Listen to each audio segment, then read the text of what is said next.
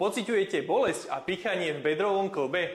Tak vyskúšajte tieto dva cviky na zmiernenie napätia bedrového kĺbu. Pri problémoch s bedrovým kĺbom bývajú často spojené nepríjemné pocity pichania a pálenia v slabinách, najmä pri záťaži. Budete potrebovať tvrdý gumový expander. Gumový expander si pevne upnite a navlečte si ho na stehenú kosť čo najbližšie ku panve. Budete vykonávať priťahovanie kolena ku hrudníku s výdychom. Expander uvoľňuje napätie na bedrový kĺb a vytvára trakciu, ktorá zmierňuje nepríjemné pocity a symptómy pichania. Druhý cvik je taktiež zameraný na zmiernenie napätia v bedrovom kĺbe a vykonávate pohyb s kolenom dovnútra a gumový expander vyťahuje bedrovú hlavicu smerom von.